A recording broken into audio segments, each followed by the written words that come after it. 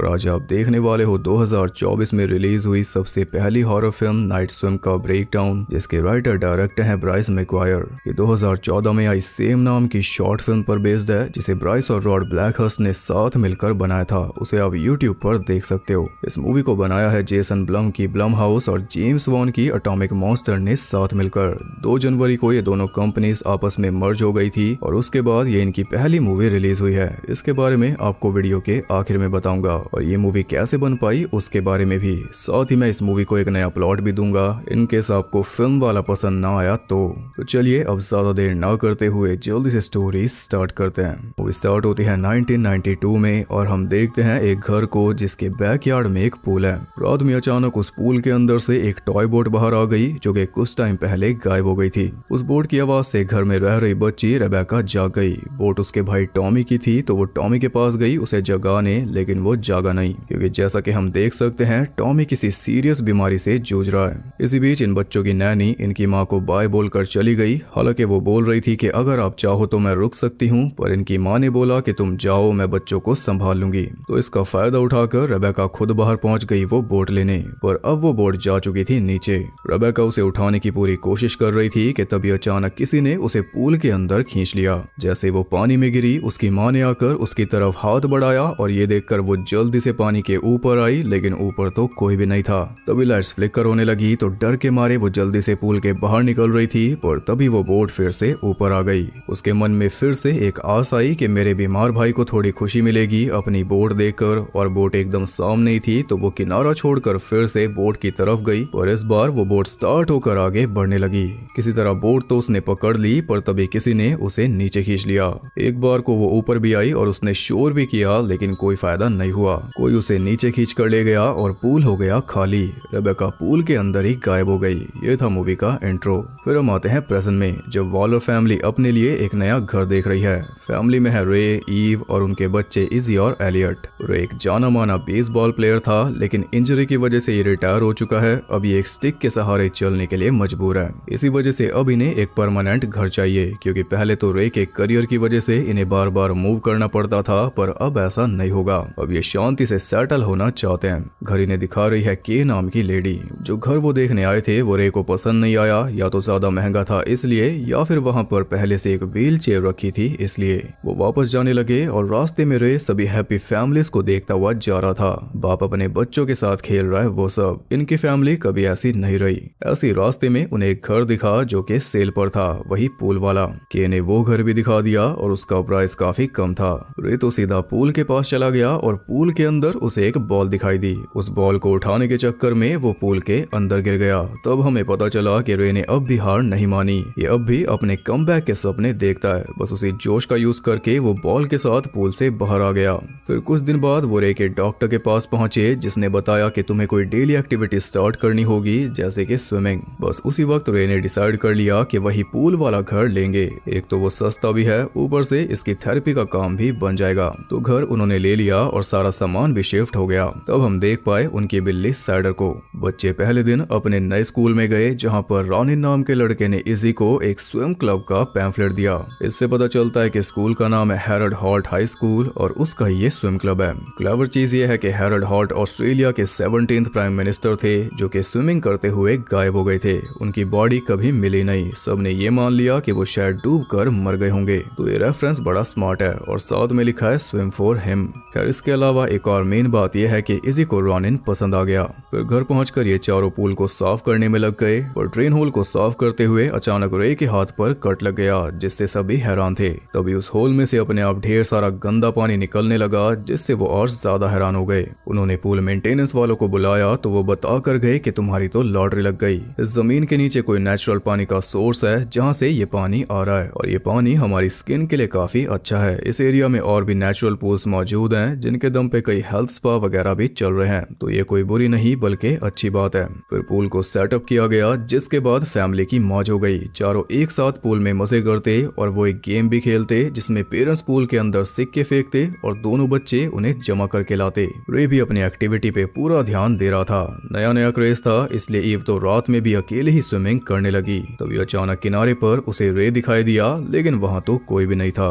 Lights flicker होने लगी थी, इसलिए ईव तो जल्दी से वापस घर में आ आ गई और उसने देखा कि रे तो आराम से सो रहा था। उसने रे से पूछा भी कि क्या तुम अभी बाहर थे, पर रे ने बोला नहीं। ईव तो डर के मारे अंदर आ गई, लेकिन बिल्ली अब भी बाहर थी। अचानक वो बोट भी पूल में से बाहर निकल आई। उसे देखकर बिल्ली उस पे झपटी होगी, इसलिए अगली सुबह बिल्ली गायब थी और उसका कॉलर पड़ा था पूल में। इन सब ने सोचा कि कहीं चली गई होगी, वापस आ जाएगी, पर एलियट बहुत ज्यादा सैड हो चुका था क्योंकि साइडर उसकी इकलौती दोस्त थी। रे ने पानी में से उसका कॉलर निकाला उसी हाथ से जिस पे कट लगा था। पट्टी गीली हो गई तो उसने अंदर जाकर पट्टी उतारी और वो दंग रह गया। हाथ पे कोई कट था ही नहीं, वो पूरी तरह हील हो चुका था, कोई निशान भी नहीं बचा। और ये कमाल है उस पूल का। अब सेफ्टी को ध्यान में रखते हुए उन्होंने पूल के ऊपर कवर भी लगा दिया। उसी रात ईव एक बुरे सपने से जागी और सपने के अंदर वो पूल में डूब रही थी। जागी तो उसने देखा कि रे बेड पर नहीं था, वो पूल में स्विमिंग कर रहा था, वो भी बहुत तेज, जो कि उसकी इंजरी के साथ पॉसिबल ही नहीं।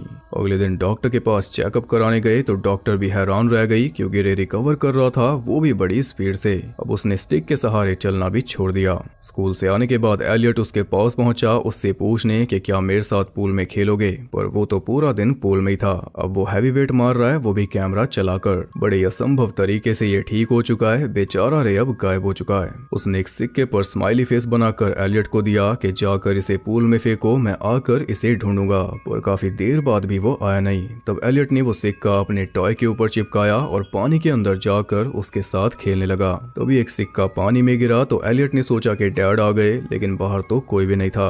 फिर टॉय को साइड में रखकर उसने डाइव लगाई तो और भी सिक्के पानी में गिरने लगे। उन्हें जमा करते वक्त बाहर उसे रेबेका दिखाई दी, पर जब ऊपर आया तो कोई भी नहीं। वो फिर नीचे गया और इस बार उसे लगा जैसे प्लैंक के ऊपर कोई खड़ा है, लेकिन जब ऊपर चढ़कर देखा तो कोई भी नहीं था। वो समझ ही नहीं पा रहा था कि आखिर ये चल क्या रहा है। तभी पूल के एक वेंट के अंदर से उसे रेबेका की आवाज आने लगी। उसने सब कुछ बता दिया कि मेरा नाम रेबेका है और मैं अपनी माँ को ढूंढ रही हूँ। उसी वेंट के अंदर एलियट का टॉय था तो वो टॉय को बाहर निकालने लगा। टॉय तो बाहर आ गया, लेकिन साथ में कई सारे बाल भी आ रहे थे। तभी एक गंदा सा हाथ बाहर निकला जिसने एलियट को पकड़ लिया।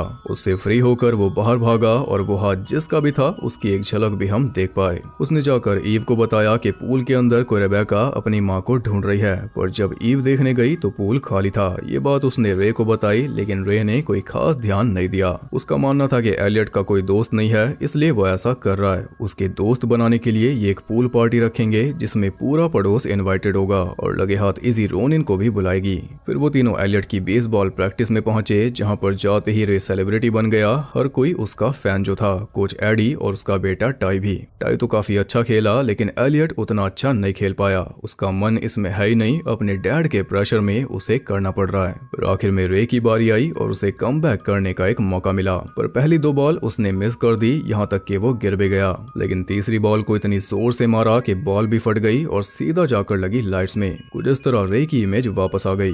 रात में ईव और रे डिनर के लिए बाहर चले गए तो इजी ने रॉनिन को बुला लिया। दोनों पूल के अंदर गेम खेल रहे थे जिसमें इजी की आंखें बंद थी, तो बीच में ही रॉनिन बाहर चला गया। पर इजी को पता ही नहीं चला क्योंकि रॉनिन के जाने के बाद कोई और उसके साथ खेलने लगा, वही अजीब सा आदमी। इजी ने डाइव लगाई और ऐसे ही नीचे जाते हुए वो इतनी दूर आ गई कि वहां से ऊपर देखो तो पूल भी काफी दूर दिखाई दे रहा था। तभी उस आदमी ने इजी का पैर पकड़ लिया तो उससे पैर छुड़ाकर वो जल्दी से पूल तक पहुंची और तब तक रॉनिन भी अंदर आ चुका था। इजी उसे सब कुछ बता तो रही थी, लेकिन समझाती कैसे। इतने में रे और ईव भी आ गए तो रॉनिन को उसने पीछे के रास्ते से निकाल दिया और जाते जाते वो किस भी कर गया। इजी ने घर में इसका जिक्र नहीं किया, लेकिन एलियट समझ गया था कि इजी ने पानी के अंदर कुछ देखा क्योंकि उसके साथ भी हो चुका है। इजी उसे समझाती है कि अब जाकर सब कुछ ठीक चल रहा है तो उसे चलने दो। मॉम डैड को इसके बारे में मत बताना, वरना फिर से सब कुछ बिगड़ जाएगा, ये घर भी छोड़कर जाना पड़ेगा। और वैसे भी हमारी बात पर यकीन कौन करेगा, पूल हमारी मदद कर रहा है या फिर वो हॉन्टेड है।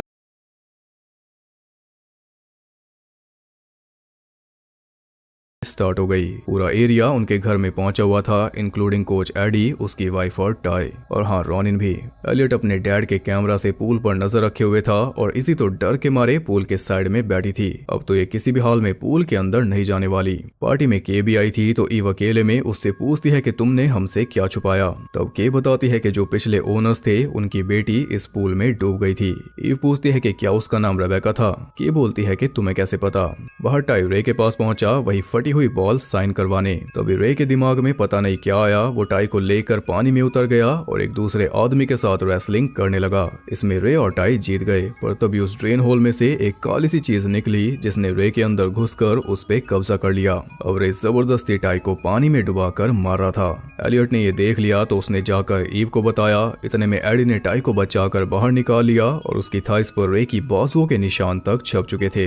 रे अब भी पानी में ही पड़ा था तो उसे भी निकाला गया और काफी देर बाद वो होश में आया। टाई के पेरेंट्स ने पुलिस बुलाई, पर ईव के हाथ पैर जोड़ने पर उन्होंने कोई कंप्लेन नहीं की। लेकिन अब पूरे एरिया में रे एक साइको साबित हो चुका है, जिसका अंजाम पूरी फैमिली को झेलना होगा, खास करके स्कूल में बच्चों को। ईव समझ चुकी थी कि स्कूल में ही कोई गड़बड़ है, इसलिए वो उसी वक्त घर छोड़कर जाने को तैयार थी। फिर भी रे उसे मना रहा था, पर किस मुंह से? अभी तू खुद भी डूब जाता और एक बच्चे को भी मार देता। चुपचाप कार में बैठ। वो चारों निकल ही रहे थे कि तभी अचानक से रे की तबीयत बिगड़ने लगी, इसलिए उन्हें घर में ही रुकना पड़ा। रे की वजह से वो वापस घर में गए, लेकिन रे बोल रहा था कि मुझे पूल में लेकर चलो। ये सुनकर ईव समझ गई कि इसका तो काम हो गया। उसने पूल का सारा पानी निकाल कर नाले में बहा दिया। फिर ईव ने थोड़ी रिसर्च की तो उसे पता चला कि रेबेका इकलौती नहीं थी। इस पूल के अंदर सालों से लोग डूबते आ रहे हैं, बस इस बार नंबर इनकी फैमिली का है। रेबेका की फैमिली का पता लगाकर वो उनके घर पहुंची और घर में उसे मिली रेबेका की माँ लूसी, जिसकी खुद की हालत खराब थी। इसका बेटा टॉमी जो कि मरने के हाल में था, अब वो एम्बेसडर बन चुका है और काफी नाम कमा रहा है। ईव उससे रेबेका के बारे में पूछती है तो वो कहती है कि मेरी कोई बेटी है ही नहीं, बस बेटा ही है। पर ईव ऐसे कहाँ मानने वाली थी। वो खोदती रही तो आखिर में लूसी को जवाब देना पड़ा, और जब वो बता रही थी तो उसकी आंखों से काला पानी निकल रहा था।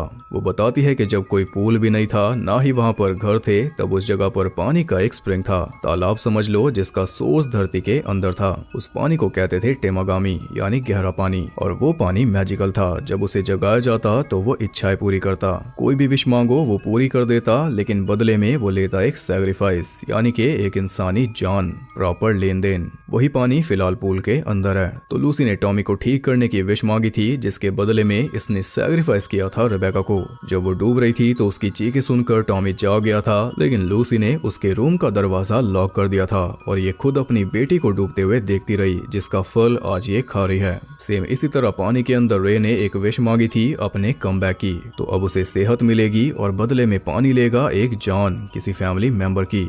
लूसी के मुताबिक प्यार सैक्रिफाइस मांगता है, पर इसके केस में ना तो प्यार था ना ही कोई सैक्रिफाइस। खुद करती तब मानते। ये तो मजे में जी रही है, जबकि रेबेका आज भी उस पानी में कैद इसे ढूंढती है। ईव वहां से जाती उससे पहले लूसी को कुछ होने लगा। उसकी आंख नाक में से वही काला पानी निकल रहा था, या कह सकते हो कि पानी उस पे हावी हो गया, और वो कहती है कि चिंता मत करो, सब कुछ जल्दी खत्म हो जाएगा। इससे पता चलता है कि जो कोई विश मांगता है वो जिंदगी भर उस पानी का गुलाम बन जाता है। पानी कभी उसे छोड़ता ही नहीं। ये देख करीब जल्दी से वहां से निकल गई, लेकिन इधर काम ऑलरेडी स्टार्ट हो चुका था। पूल के अंदर अपने आप पानी भर रहा था और वो पानी या एंटिटी रे के ऊपर भी हावी हो चुकी थी। इधर एलियट पानी पी रहा था तो ग्लास के अंदर का पानी भी हरकत कर रहा था। उसे बाहर से अपनी बिल्ली की आवाज आई तो ग्लास को टेबल पर रखकर वो बाहर चला गया, और इसी बीच पानी उस ग्लास को मूव करके एकदम कोने पर ले आया। बिल्ली को ढूंढते हुए वो प्लैंक पर चला गया, लेकिन बिल्ली के बजाय वहां पर कुछ और ही था, जिसने एलियट को पानी में खींच लिया, और तभी पूल का कवर बंद होने लगा। इजी भाग कर आई और उसने कवर को रोकना चाहा, लेकिन उससे नहीं हुआ। तभी वहां पर आ गई ईव। दोनों ने मिलकर कवर को रोक दिया। फिर ईव पानी में चली गई एलियट को लाने, और इजी चली गई घर में रे को लाने, पर तब तक वो ग्लास नीचे गिरकर टूट चुका था। तो पानी पे फिसलकर इजी कांच के ऊपर ही गिर गई। इधर ईव को एलियट नहीं मिला तो वो समझ गई कि और नीचे जाना होगा, पर पहले उसने बाहर निकलकर एक पाइप को बाहर बांधा, फिर उसे साथ लेकर वो नीचे जाने लगी। लेकिन ज्यादा नीचे तक वो जा नहीं रहा था, तो उसमें से एक आखिरी सांस लेकर वो और गहराई में चल दी। काफी नीचे एलियट उसे मिल गया, जो कि पानी में समाता जा रहा था। ईव उसे पकड़कर वापस ऊपर आने लगी, लेकिन यही तो मुश्किल काम है, क्योंकि पहले सैक्रिफाइस हुए सारे लोग उसे रोक रहे थे, और वो हजारों थे। इसी बीच वो रास्ता भटक गई, यानी कि ऊपर के बजाय और नीचे जाने लगी। तब रेबेका ने आकर उसे सही दिशा बताई, वही स्माइली फेस वाला सिक्का उछालकर, वरना ये भी एलियट के साथ यहीं पर समा जाती। अब वो जल्दी से तैर कर पानी के ऊपर आ गई, लेकिन इधर रे इसी के पीछे लग चुका था। इसी खुद को बचाने के लिए छुपती रही, पर आखिर में उसने रे का ही बेसबॉल बैट उठा लिया। इसी बैट की वो कहानियां सुनाता था कि जब तू पैदा हुई थी तो इसी बैट से मैंने होम रन मारा था, अब होम रन उसी पे मारा जाएगा। उधर ही एलियट को होश में लाने में लगी हुई थी, तभी रे उसके पास पहुंच गया। उसने एक हाथ से ईव को हवा में लटका दिया। तभी लिजी आई और एक के बाद एक हिट मारकर उसे सेट कर दिया, यानी सारा काला पानी उसके अंदर से निकाल दिया। रे होश में आ गया और साथ में एलियट भी, लेकिन एलियट के ऊपर अब भी पानी का कब्जा था और काला पानी पूल में भी फैलता जा रहा था। रे को पता था कि पानी सैक्रिफाइस लिए बिना नहीं जाएगा, तो अपनी फैमिली को बचाने के लिए वो खुद ही पानी में समा गया। कमबैक का अब कोई ऑप्शन नहीं। उसे ले जाने के बाद पानी भी फिर से शांत हो गया। अब इसे जगाना मत। इसके बाद पहला काम तो यही था कि इस घर को छोड़कर निकल जाएं, लेकिन ऐसा उन्होंने नहीं किया, क्योंकि फिर कोई नया आएगा और फिर कोई जान गवाएगा। इससे अच्छा है कि ये ही यहाँ पर रहते रहें। रे के सैक्रिफाइस को वेस्ट ना करें। उन्होंने पूल को सीमेंट से बंद करवा दिया और इसी के साथ ये मूवी हो गई खत्म।